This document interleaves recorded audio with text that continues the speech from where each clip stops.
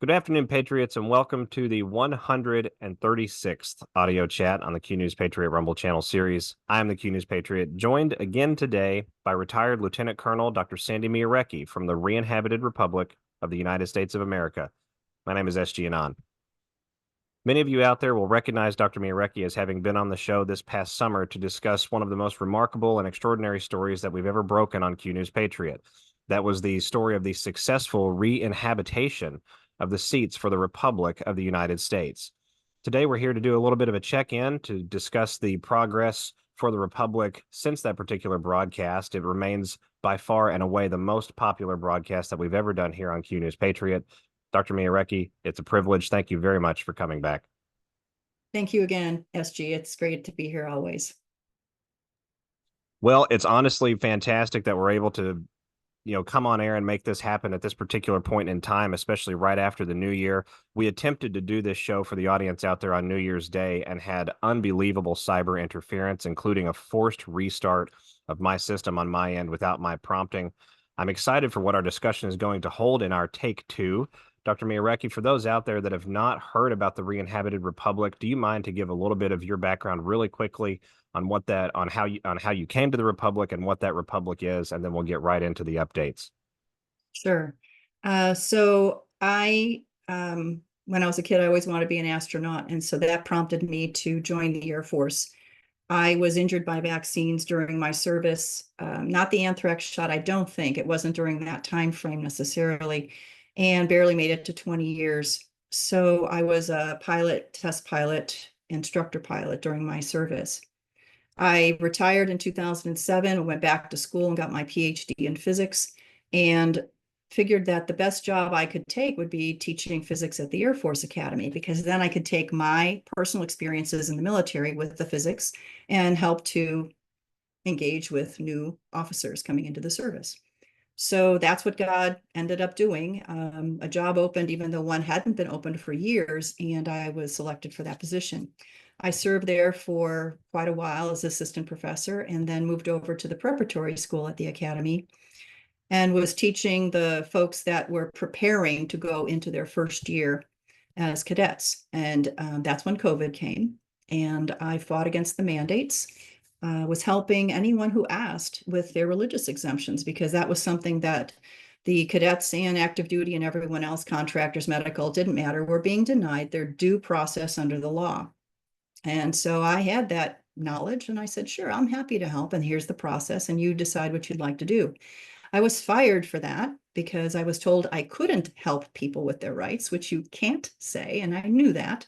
And so as soon as I was fired in September of 2022, after a long, harassing, torturous period of time where the Air Force had to lie to get rid of me, and that's a whole other story we can talk about as soon as the decision is made on the lawsuit, which I filed right after that, and it's still not decided. We won't go there. I call it a hostage situation. We're on day like 188 now, and after the actual case and the hearing and everything was over. So I'm hoping that January 21st, something will change. We'll find out. So I was praying to God, God, what do you want me to do now? I know you brought me to the academy. I know you put me here for this purpose. Now I'm leaving. I can feel them, in the process of firing me. What do you want me to do? And suddenly some people come into my life randomly, and I start hearing these key words that I know are associated with the Republic for the United States of America, or we say the re-inhabited Republic. And I knew that because in October of 21, I had a conversation with the interim governor for Colorado, because I was living in Colorado, and I couldn't believe what I was hearing. And so I couldn't, of course, be directly involved because of the Hatch Act and federal civilians and stuff like that. But as soon as I was fired, I got involved. So that's how I got involved with the Republic. A second time happened. I continued to pray for, is that really what you want me to do? Is this re-inhabited Republic? And 3 weeks later, it happened again. Another random person comes into my life associated with the Republic. I'm like, okay, I got it. So that's how I am pretty much completely immersed now in this Republic. So the next question is, well, what is the re-inhabited Republic? I think most of us, at least above age of 50 or so, actually had an education in history that told us about the Constitution, and we have a constitutional republic, not a democracy. Democracy equals communism. It is one step away. And anyone who says we have to save our democracy is saying we have to save the corruption. So just take a very sharp look at who is saying those words, because they're not patriots and they're not friends of this country. Uneducated, which is hard to believe, some of them that are saying it. Anyways, I digress. So how did we lose the republic, and how did we have to re-inhabit it? Well, we go back to the Civil War, essentially, when things started to really go bad. And that is when the states started to leave the Union. And this was, of course, the Masons, the bar attorneys, the Jesuits, all whispering in the ears of these people and saying, oh, you got to do this and you got to do that, and the bankers and et cetera. And so that's who brought down this country. And they did it slowly over time, like boiling the frog, so that no one would really know what was going on. That's the way that they work. Thousands of years they've been working on this plan. Now, of course, the United States didn't exist at the time, but they recognized what we were, and we had to be dismantled. So that's what they were working on. And they've caused the Civil War. They funded both sides. And we ended up killing each other because of them. Now we've got debt from the North and the South inherited by the North. We can't pay the debt. The loans are due 1870, 71 timeframe. And so the banksters come and say, here's a deal. If you can't pay the loan, then this is what we're going to do. And so you are going to pass legislation where you incorporate Washington, D.C. Wait a minute. It violates the Constitution and everything else. So they essentially committed treason at that point when they passed this so-called act, if it was even actually passed. You could go into a ton of arguments there. But by this point, we had a solid corporation. We did not have a republic anymore. And that's basically Lincoln had to do some very drastic things during the Civil War to save the Union, but sacrifice the republic temporarily. And then, of course, he was killed just a month after the Civil War, and therefore couldn't put the republic back. By design, of course, he was killed by a Jesuit. Shock. So now we are without a republic. 1870s, 80s, 90s, this time frame is when Washington, D.C. goes to the states and say, hey, states, we're a corporation now. So if you want to have any dealings or money or whatever with us, you have to be a corporation too. And slowly over time, they did. Then the states said to the counties, hey, counties, you got to do the same thing. And slowly over time that they did, such that 3,143 counties, all 50 states, and even the territories are corporations. How do we know? Because you can go to Dun and Bradstreet and you can look up each and every one of these corporations. State of Texas, state of Florida, state of Illinois, White House Incorporated, NASA Incorporated, Supreme Court Incorporated, Department of Defense Incorporated, CDC Incorporated, IRS Incorporated, and the whole enchilada is on Dun and Bradstreet. And you can look up each and every single one of these as long as you have patience and you know how to do it. Because, of course, they're not going to make it easy. So we have not had a republic since at least 1871. Okay. How do we get it back? Well, it wasn't until JFK's assassination, 1963, that time frame, when a group of retired military generals, we think, for the most part, and whomever worked for them in the military, were creating what they called, I think, the Army of Virginia, if I'm not mistaken. And these were the folks that made a plan to take back our country from this corrupt cabal, what I call the corrupt crime syndicate. So 150 years, 140 years-ish, however you define it, we didn't have republics in any level of our government. Well, that means we didn't have a government, because a corporation can't be a government, no matter what anyone says. It doesn't matter if it's 501c3 or 501c4 or anything nonprofit. Corporation can't be a government. So take a close look at all the groups that you belong to, patriots, and see what they're doing and which ones are run by bar attorneys, because the missing 13th Amendment is coming back because it was just summarily removed from our Constitution. So now we are states with no governments for 150 years. What status is that? Well, this military group grows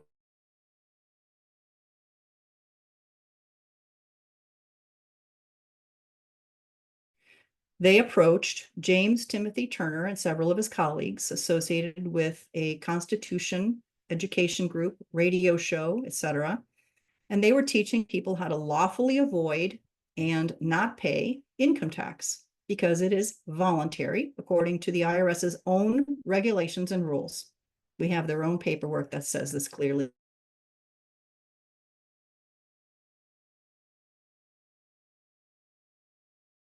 They had this radio show that was reaching millions of people around the country and the world, actually. So the military approaches James Timothy Turner, Tim Turner, this is what we call him.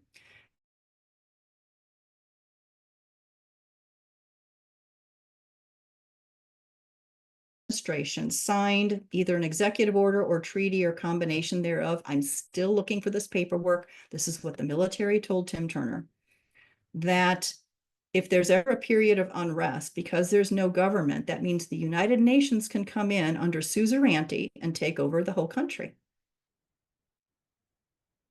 Well, fortunately, we don't see the UN troops. Now, of course, if you're a police officer, you've probably seen the two locker rooms, one with your regular uniforms and one with your United Nations uniforms.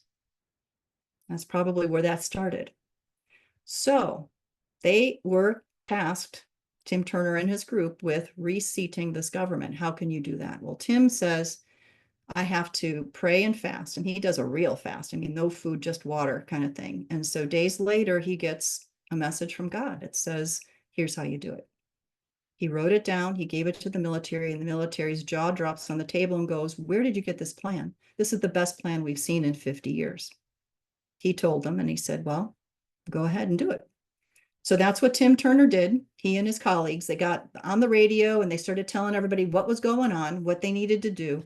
And they needed to start out at the county level. Why the county? Because that's the government.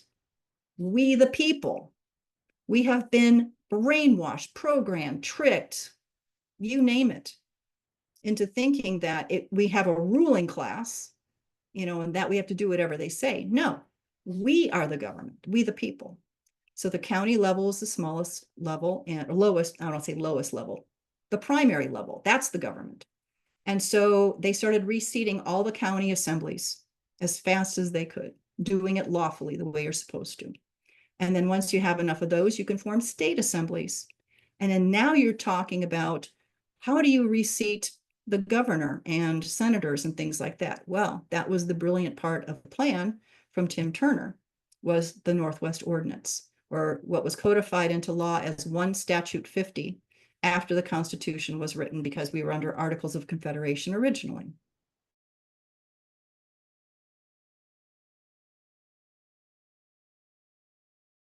Which was Ohio, Michigan, Illinois, Indiana, that kind of thing. And it was still territories because the states were still growing. How do you form first territory? And then how do you have that territory get its statehood? Here's the checklist. Well, that seems like the linchpin to this whole plan, and that's what they did, which was, how do you reseat the territory to become a state? Because we've got original colonies, then we've got the states that came in as republics while we were still a republic. And then after 1860, 1871, however you want to define it, when it was no longer a republic, and so now the states came in as corporations. We've got a whole mishmash of stuff here. And so the simple idea was, well, we all revert to territories. And therefore, we all have to go through this checklist in the Northwest Ordinance, and then we get our statehood. So that's what we're doing. So that is the authority of the president, which of course had to be elected. And so Tim Turner and his folks were so hardworking and diligent that they were able to, by November of 2010, to get the republic restored. And so that's probably why we don't see UN troops around here. Well, not visibly, they're probably still here, but let's not go there. So November of 2010 was the Declaration of Sovereign Intent, kind of like a new Declaration of Independence. And they had a quorum of states, the super quorum that was required for a continental Congress, which is what they essentially did, and elected, of course, James Timothy Turner as the first president of the re-inhabited republic. And he was attending meetings with corporate members like the FBI and military. And he was in Arlington and meeting with Pentagon officials. And then, of course, the retired generals were also in communication with him, with the promises also that, of course, the U.S. Treasury would be handed over to the Republic. The other thing that happened in this time frame, 2010 to 2012 to 13, is the original documents, the Declaration of Sovereign Intent, and another one that came in March of 2012, I believe. So that by April of 2012, both of these documents, called the Proclamation of Claim and Interest, were filed in the international courts, the United Nations, The Hague, the Universal Postal Union, all the places that it's mandatory for you to file paperwork to say, this is our new government, country, whatever. So you've got your Burma, Myanmar, Rwanda, all these countries that change names and types of government and whatever, that all, they had to do the same thing. So that's what we did, hand delivered a lot of it. So now we are official. How do we know? Well, several of our members of the Republic brought these documents to the military, these retired generals essentially, and said, here's what we've done.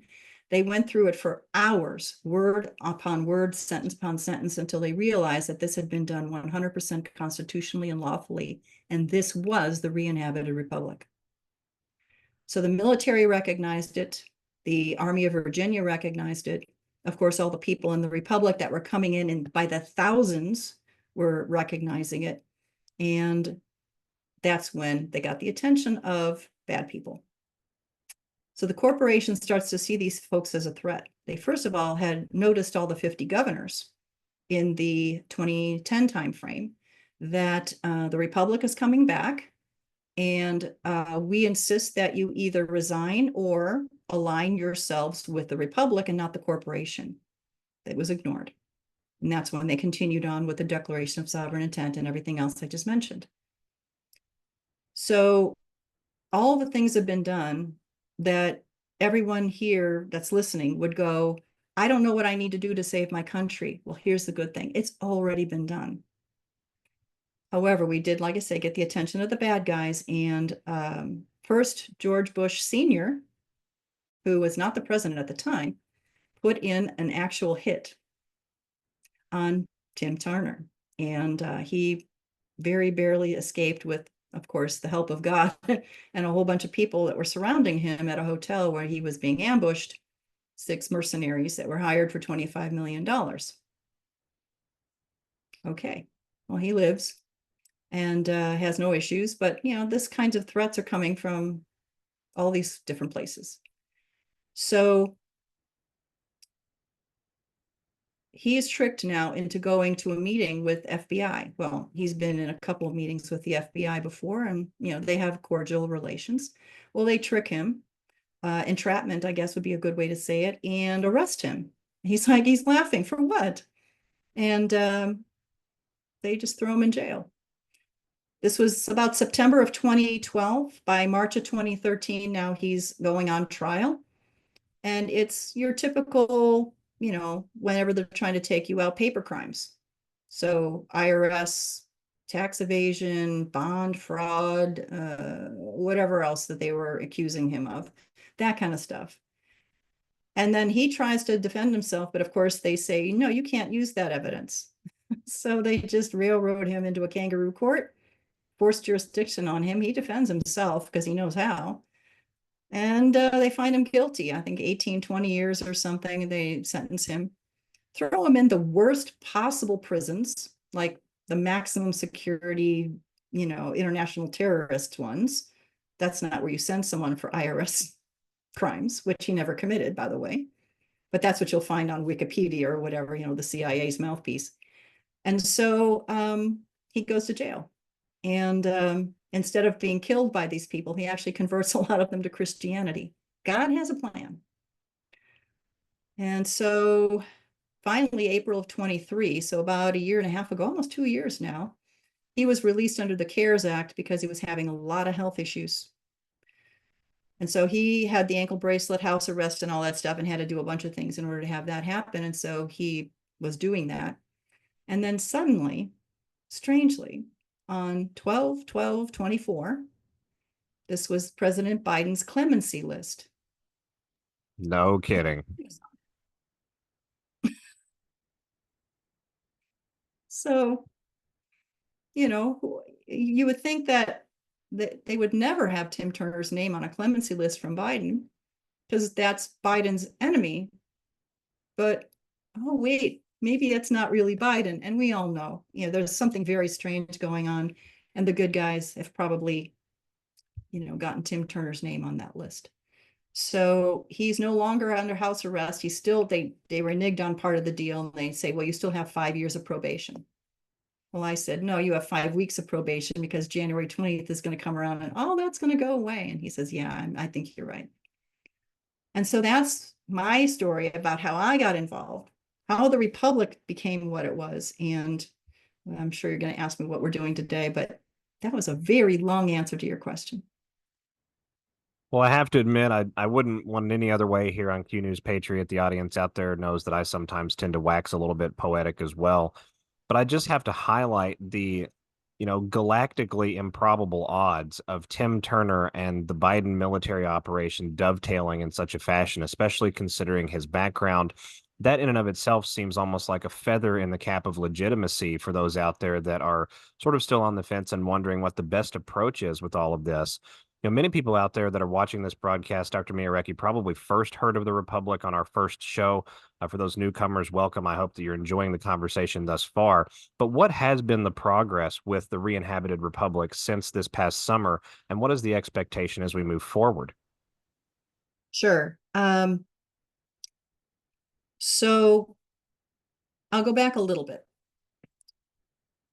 Once Tim Turner was arrested, they arrested a whole bunch of other people, kind of randomly.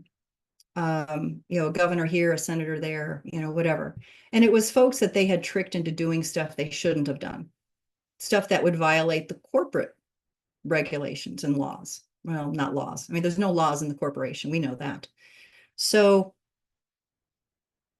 maybe some stuff like trying to coin your own money in your state. No, you can't do that. I mean, the Constitution even says that. But anyways, they were tricked by these very professional infiltrators who are very talented individuals. And so they would rise up to, high positions in the Republic and then started to divide and conquer. So that's what ended up happening. It fractured the Republic. And then once the arrests started happening randomly, then, and they were already swatting people back then, a lot of the people ran. At Tim's trial, they said it was 22 million followers of the Republic. Probably some of you people out there are going, the Republic's still around because you remember from back then. We would love to have you back. So we went from that 22 million that the FBI said was in the Republic down to a couple hundred people by 2014 when all was said and done. And then the most massive shadow banning you can imagine. Anyone who would just share a link would lose their channel of whatever, YouTube or whatever, because of the censorship. So we couldn't get our word out very well up until May of this year. Now, I was volunteering as spokesperson, outreach coordinator, and trying to get the word out that way. We would put the videos out, but 10 views, 100 views, that was it.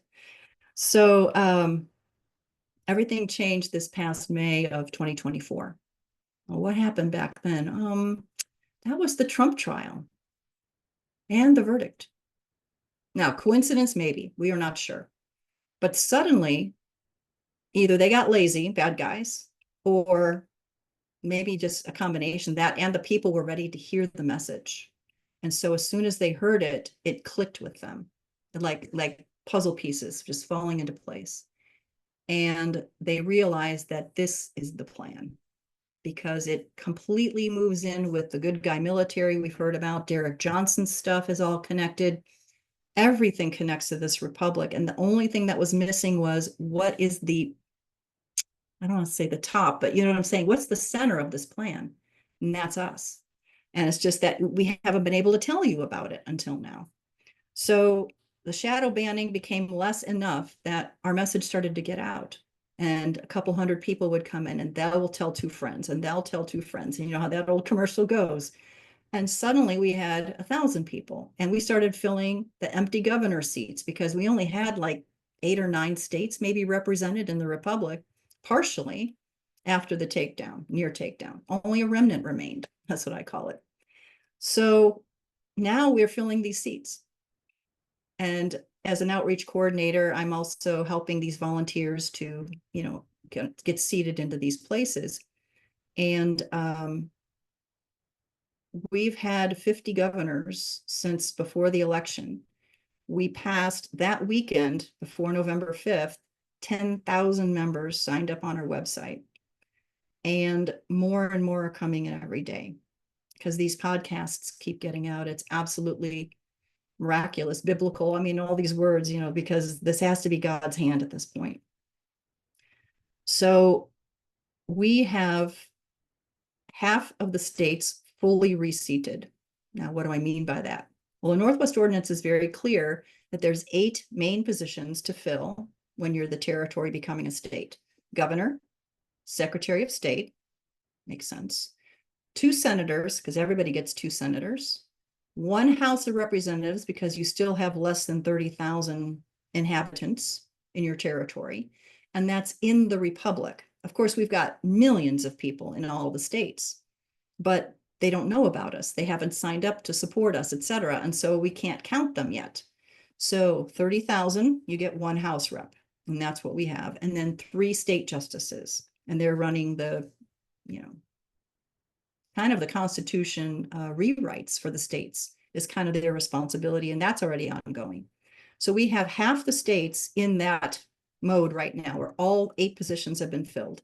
The counties are standing up fast because it was a simultaneous event. And so, you've got Delaware with 3 counties and you've got Texas with 254 counties. Yeah. How do I know? Because I am the interim governor of Texas. Because when I moved here, I asked, where's the Republic representative so I can talk to them? And they said, congratulations, governor. I'm like, please, no. Okay, fine. So that's where we're at on that right now. And we're slowly reseeding those. So 254 counties. I think we have 7 fully finished and another 5 to 8, I think, are in progress. And we got more and more people coming in every day that just want to jump in and start working on these county positions. So that's primarily where we need the help now is at the county level. But like I said, only half the states have their 8 positions. So there's usually a state justice that's missing. And so we have no qualifications here. I want to be very clear. No bar attorneys, of course, because of the missing 13th Amendment that is reinstated as it should be in our Constitution. And nobody that's currently serving in the corporation. Now it's iffy whether or not you've ever served in the corporation. You can serve in the interim positions. I want to be very clear about that. I am the interim governor of Texas. I have no desire to be the actual Texas governor when the Republic is restored and we have to have lawful Republic elections within 120 days. That's going to happen. That's the future. And I have no plans to run for that. Now, if God tells me to, it's like, oh, please, no, yes, okay. And I'll have to obey. But that's not my plan. So this is purely for me to get this interim seats filled, and we can hold these seats because our requirement is the military cannot act. Our good guy military, the reason why they approached Tim Turner to begin with was to get a lawful civil authority, the Republic constitutional government back again, because the military will not ever hold a military coup. They will not be, some general in charge of the whole country or anything like that. So they will follow their oaths to the Constitution to the letter. They will not commit treason, which is what they consider that to be. So they need the lawful civil authority. That's us. And so for that interim time period, that 120 days, we are the acting civil authority until we elect the actual civil authority. So if anyone's saying, well, they're just trying to be dictators or whatever, no, we leave positions as soon as the elections are held, and they will be paper only. Don't let anyone tell you it's going to be quantum based machine, blah, blah, blah. No, paper, the way it used to be, the way it's always supposed to be. Free and fair elections with the minimum amount of cheating that we can possibly have. And that will be our main responsibility. Of course, the civil authority and holding the elections. Probably two. We'll probably need to have, at a 60-day point, two questions on the ballot or whatever. Do you, we the people, want to be a state in the union? You get to choose. Hawaii is probably going to say no, just because of all the things that they've said to us so far. But for now, they have a governor in the republic and a voice at the table of the republic until they choose they don't want it. That's the way it goes. And then the second question is, do you approve your state constitution that's been proposed? And of course, they would have to have time to read that. Once that's occurred, then that constitution becomes the blueprint for the elections that would happen at the 120-day point, where we do president, senators, House, etc. And it's the full number of positions for the House, not just the one. Because then, of course, when the republic is restored, all Americans, 330 whatever million of us, are now in the republic. And so that now qualifies us for the regular positions we have in the House. And then comes the real fun, SG, because we know that our Constitution's got some holes in it. They're not big holes, but they're big enough that they've been manipulated, like no term limits. Medical freedom hasn't been listed in the Bill of Rights, and a bunch of other things like that. And so we're going to have debates, committees, convention of states, and all that kind of stuff. But the convention of states effort right now, run by a bar attorney, is trying to, I call lipstick on a pig, because they're trying to fix the corporate constitution inside the corporate structure. Because we don't have republics, we only have corporations. And so they're trying to get the corporate state legislatures, which are totally corrupt, into approving constitutional convention changes, amendments to the corporate constitution. It doesn't work. But we could definitely use their help once the republic is restored, because they've been studying it and they can tell us where the holes are. And now we can go through the republic actual process and try to get these amendments put forth so that the states can vote on them. So that's it in a nutshell, what this republic will do once it's restored. One thing I can add, if that's all right, and that is Trump's involvement, because people always ask that question. So he was recruited by the same military that Tim Turner and his folks were recruited. The Army of Virginia, good military, white hats, whatever you want to call them, in the 2015-16 timeframe. Would you run for president? Now, I personally think that he was probably approached earlier than that, so he could kind of prepare for it. But that was also part of this plan. And Trump actually reached out to President Geiger. Now, who was he? Well, he was the Senate president when Tim Turner was kidnapped by the FBI. And so with Tim out of commission because he was in jail, we needed to have a president. So line of succession, and it fell upon James Buchanan Geiger, Jim Geiger, to be the president. He's been the president ever since. So Trump reaches out to President Geiger and says, we should have a meeting. This was during 2016 when Trump was still running for office the first time. And in the discussion, they realized it was probably too dangerous for a couple of reasons. First of all, any negative press about the republic, sovereign citizen, domestic terrorist, whatever else the lying Southern Poverty Law Center has been saying, they are the domestic terrorists. Let's just say that.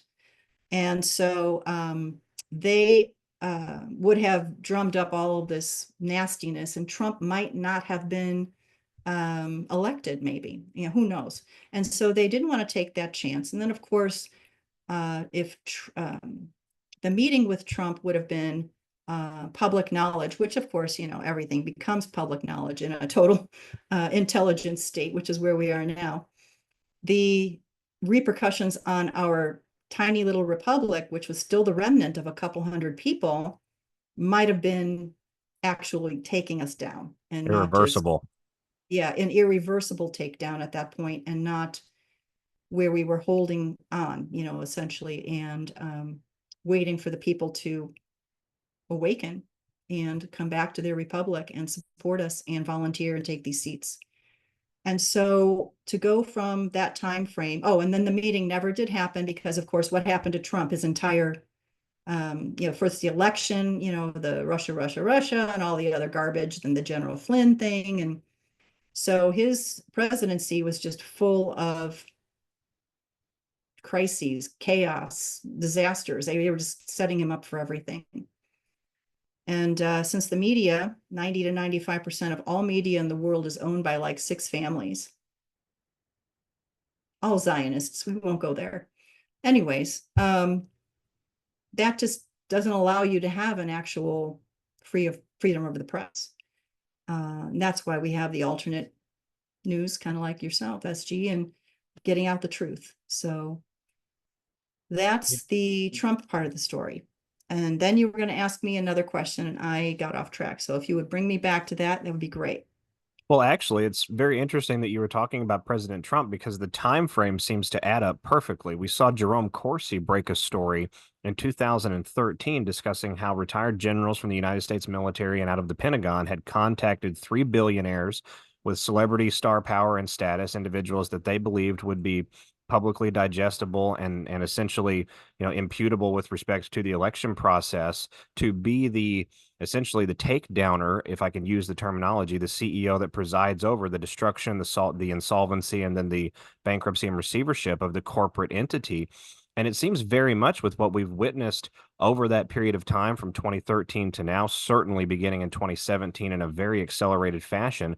It seems like, Dr. Miarecki, correct me if I'm wrong, but we've witnessed exactly that. And so my question then comes back to President Trump's role as we move into 2025. We know that he's talked about obliterating the deep state. We know that he's talked about elimination of certain federal agencies. I have video proof on my own archives, hard devices and things like that, of the Federal Reserve and the IRS and other buildings being completely boarded up post-election 2020, and then all really through 2021 and 2022. So with respect to that, what does the essentially the public collapse of the corporation, look like from your angle? And how does the re-inhabited republic fit into that process? So one factoid at the beginning that I'll tell you is that the republic had to determine, where did we lose the republic for certain.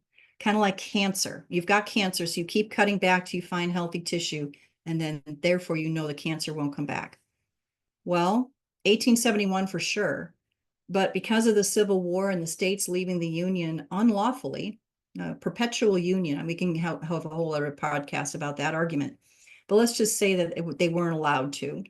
And so the first state left the Union December of 1860. Was that when we lost our republic? Is that the healthy tissue?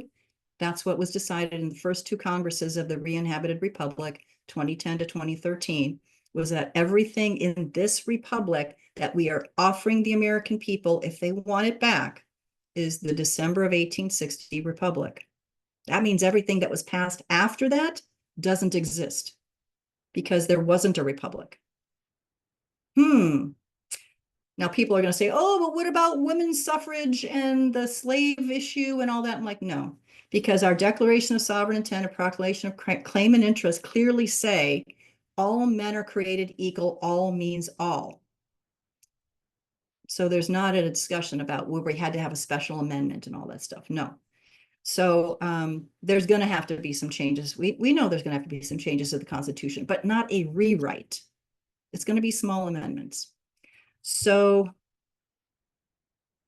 that's where we go back to. And that's where our foundation starts from. That's where we start making the changes from, because then we know what we're getting rid of pretty much all of the corporate stuff and all of the garbage that was passed afterwards that was totally treasonous. Federal Reserve, IRS, I mean, come on, people. Confiscation of gold, everything that happened after that. So Trump's role. Trump has only ever been elected by a corporate people in a corporate election and verified, or what is it? What's the word? January 6th, validated the Electoral College, et cetera, by a corporate Congress and then a corporate inauguration. So he has always been the CEO of the corporation, like all other presidents after 1871, 1860, if you want to argue there. So he can't be the Republic president today. He can only be, because he was elected as the CEO of the corporate USA. So we think, because this is the path that he's followed this whole time, if you look at all of the decisions and everything that have been made by the military throughout all this time frame, they have always followed the path of least violence and death. At any fork in the road, decision point, or anything like that, they've always chosen that route because they don't want a civil war. They've been trying to avoid another civil war. We don't need, it can't have another civil war. So as we approach the election on November 5th of last year, even though I was going on podcasts and saying, well, we have option A, option B, and all these things that could happen, when I really stopped to think about it, I went, they're going to pick the least violence and death option.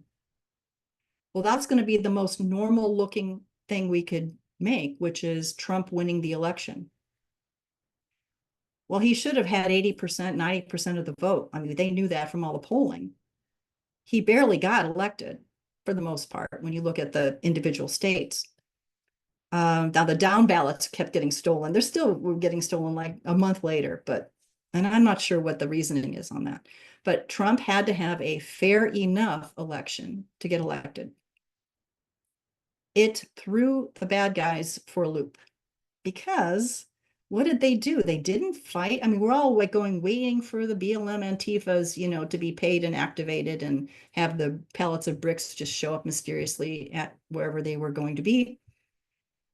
And it didn't happen. And it was more like it was a concession. And it's like, now that falls right in line with Derek Johnson's stuff, which is everything in the Biden administration has been a lie, and actors and pretenders. And who's running that? Who's the director or the producer of that whole show? Probably the good guy military. I was starting to come to that conclusion before I even heard of Derek Johnson. And then I started hearing his stuff, and it all kind of works together. So I think personally, January 6th will happen like January 6th should happen normally. And then January 20th will as well.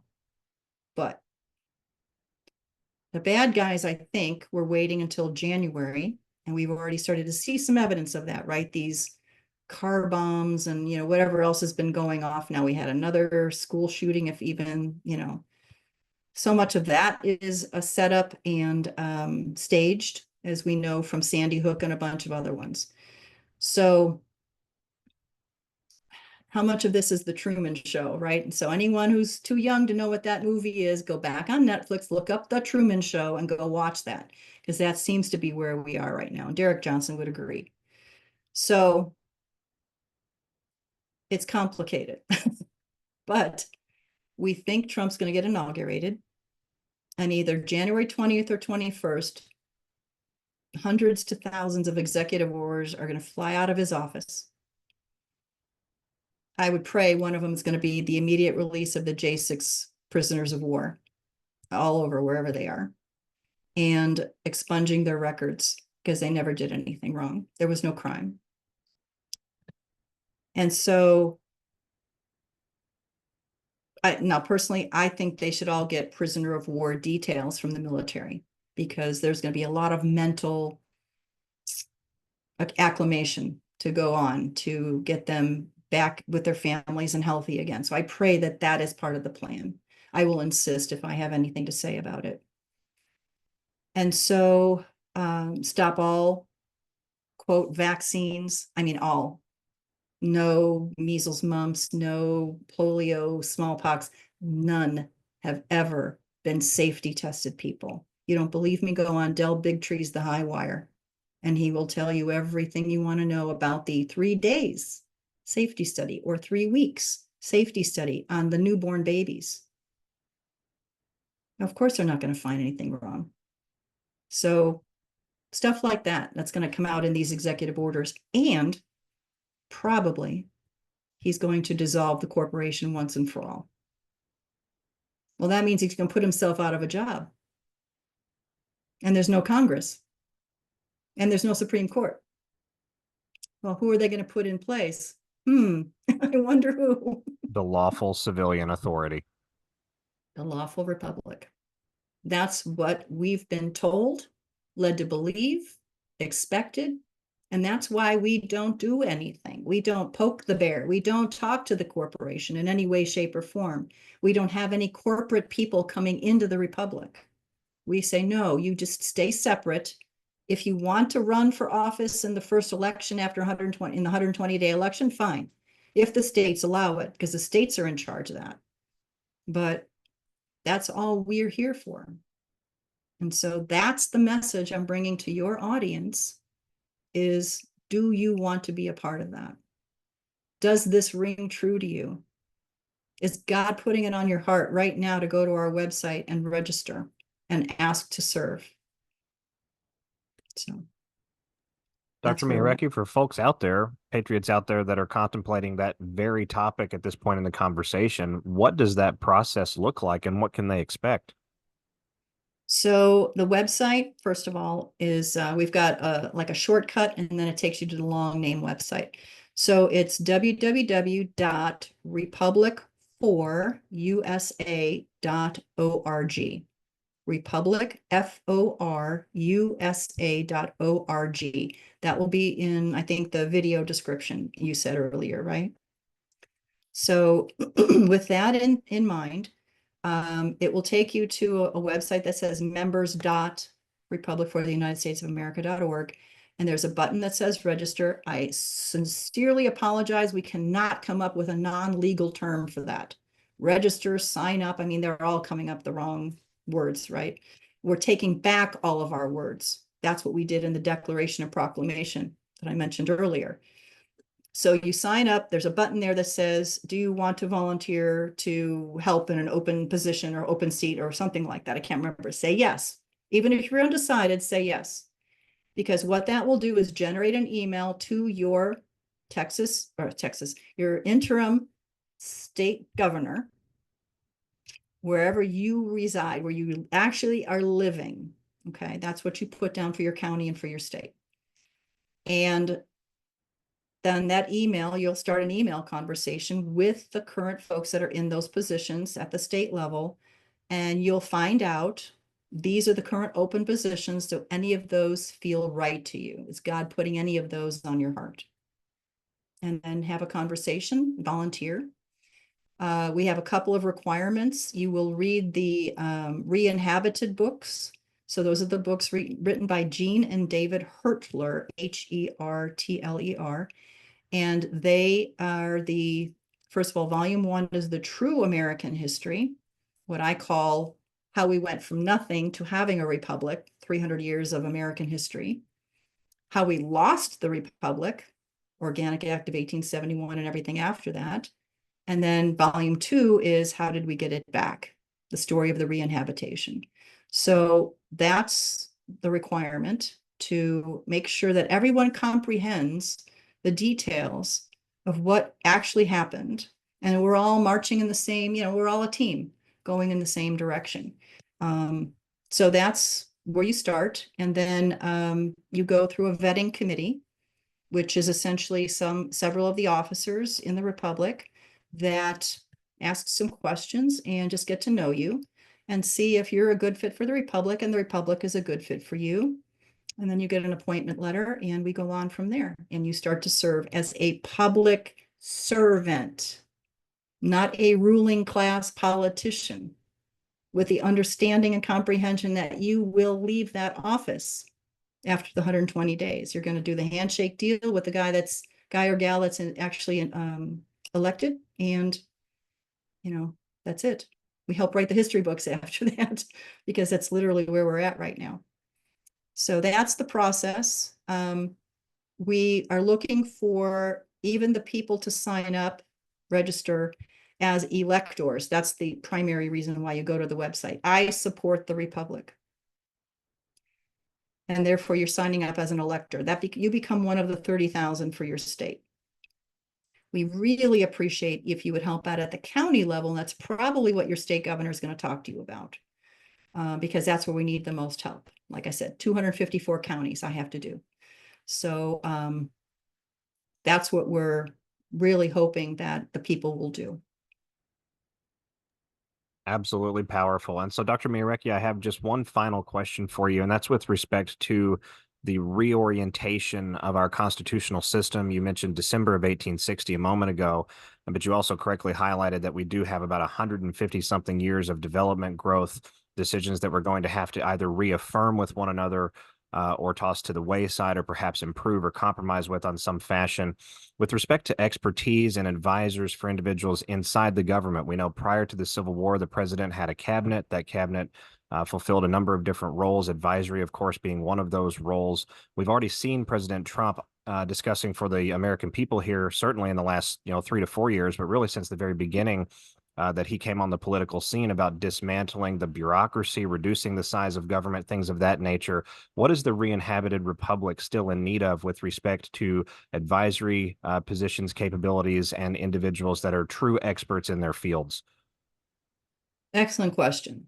So we are actually asking people who have the expertise. Maybe they were even approached in the past as being one of the candidates for positions in the corporate administration, and then didn't make the cut or whatever reason. And probably because you didn't have the correct woke ideologies, let's just say. And those are the folks we really want. So medical, energy, transportation, finance, organization, small government. I mean, you name it, we need those experts. Now, Trump is currently putting together his team of some questionable people I will just throw out as a side note, but maybe they are there to do most of the heavy lifting with taking down all these organizations that are no longer going to exist. First of all, the FBI has never had an actual congressional mandate. They've never been signed into law. And so since it was after 1860, 1871, you pick, they don't exist. So I, Sandy, don't have the expertise to just walk into FBI headquarters and say, goodbye, you're all fired. All those documents have to be saved, all the hard drives, all the computers, all this, everything.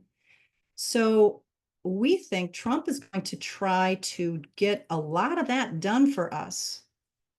But yet we're going to still have to pick up where he leaves off. He's not going to finish. This is going to take years, if not decades.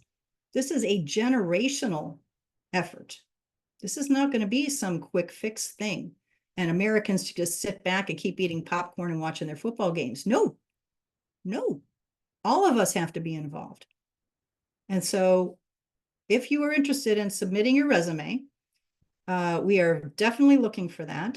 The email for that is rrb.admin@republicoftheunitedstates.org. It comes from our old website. We've had this email forever. So that's the one that's got all the files and everything in it. So put in your subject line resume and then, where your expertise is. So, where are these folks? The Dr. Judy Mikovits's and the Dr. Anna Mihalchas and the Dr. Sasha Latipova and, all the folks like that. Those are the folks, Dr. Peter McCullough. You get the basic idea, right? So these kinds of people, the true historians, the ones that know what I'm talking about, the constitutionalists, the ones that have been studying for 20, 30, 50 years, they know this stuff backwards and forwards. We need you. rrb.admin@republicoftheunitedstates.org. please send that in and we'll be happy to take a look, and we'd be happy to have you have an interview with us, because we're starting to build our staff, because we know time is short now. We've got all 50 states with governors, almost all fully appointed. Half the states have their 8 minimum representatives for the Northwest Ordinance. Another fourth of those are probably one position away, usually the justice. We usually need one more justice in the state. But they all need a whole variety of county positions. So don't feel like, oh, I don't have any experience. Perfect. Our founding fathers intended everyone that's in the Republic as public servants to hate their job and want to get home as fast as possible, do their one term, maybe 2, and that's it. So if that sounds like you, if you're just an ordinary, normal American, could be anything, teacher, housewife, CPA. That's the kind of folks we want, because we want down home, earthy folks. Of course, believers in the Bible, because that's the basis of all of our laws, is the Bible. So familiarity with it would be good, because that's where a lot of our stuff comes from. So, and also I want to put out a plea right now to all the young folks. It doesn't take a lot of time to serve your republic. Where are all the under 40s? We have a few, but we really, really want you to be represented in this republic. Now, we know you're probably working 2 or 3 jobs just to stay ahead of the cabal. But if you've got a few extra hours of time and the motivation, please reach out to us. Please register on that website. And we really look forward to working with you. We give you a republic if you can keep it. Dr. Miarecki, this has been incredibly powerful. I thank you so much for coming back to the show and giving us updates and progressions of events. It certainly sounds like there's been a meteoric rise in interest, and it is my hope for the audience out there that as they watch broadcasts like this, maybe they find a resonance deep in their soul to serve their republic in the way that the framers always intended.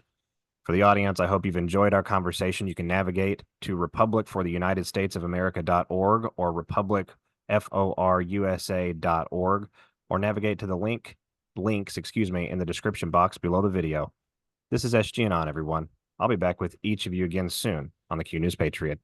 God bless. Stay safe. Bye-bye.